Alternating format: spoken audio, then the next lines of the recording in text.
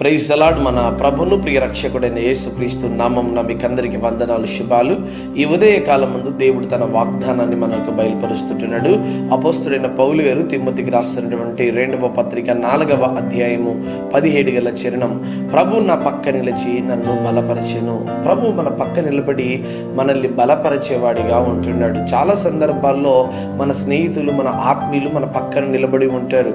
అయితే కొన్ని సందర్భాల్లో వారి ఆలోచన, వారి మాట తీరు ఎలా ఉంటుందంటే, అన్ని విషయాల్లో మనం జ్ఞానము కలిగి ఉన్నవారప్పటికీ వారి మాటల ద్వారా మనం ఇదిగో బుద్ధిహీనులుగా ప్రవర్తన చేసేవారిగా వారి మాటలు ఉంటాయి.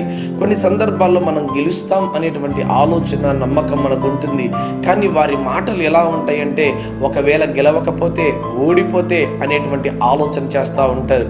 కానీ ప్రభు వాక్యం తెలియజేస్తూ ఉంది, ఇదిగో బలహీనమైనటువంటి వాడిని దేవుడు బలపరిచేవాడిగా ఉంటున్నారు. లోకంలో జ్ఞానులను దేవుడు వెర్రివానిగా మారుస్తున్నాడంట. ఎందుకు పనికిరాని వారిని కూడా దేవుడు పనికొచ్చే వారిగా మారుస్తున్నాడంట. ప్రియమైన బిడ్డలారా, ఆలోచన చేయండి. దావీదు చాలా చిన్నవాడు, అయితే గొలియాత్ యుద్ధంలో ఆరితేరినటువంటి వ్యక్తి, యుద్ధ సన్నాహాలు చేసినటువంటి వ్యక్తి.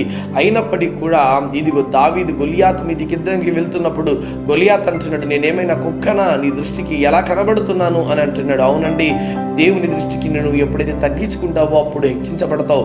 ఎప్పుడైతే నిన్ను హెచ్చించుకుంటావో అప్పుడు ఖచ్చితంగా తగ్గించబడతావు.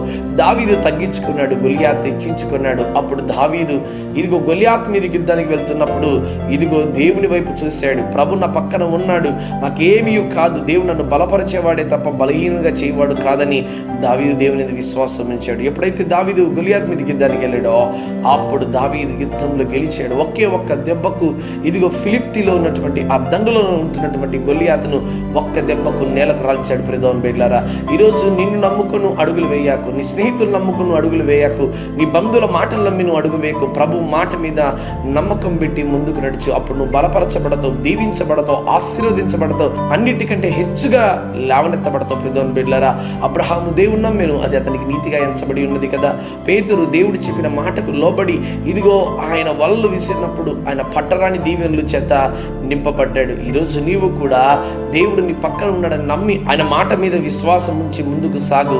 అప్పుడు నీ జీవితంలో కార్యాలు జరుగుతాయి. ఈరోజు అనేకమైనటువంటి విభిన్నమైన పరిస్థితులు ఉన్నావా? నా పక్కన ఎవ్వరు లేరని కంగారు పడుతున్నావా? నా అన్న లేదు, నా తమ్ముడు లేదు, నా చెల్లి లేదు, నా భార్య లేదు, నా భర్త లేడు, నా పిల్లలు లేదు, నా బంధువులు ఎవ్వరు లేని బాధపడుతున్నావా?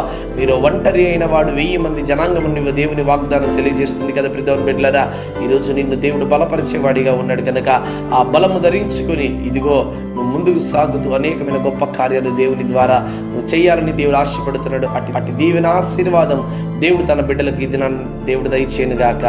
ఆమేన్.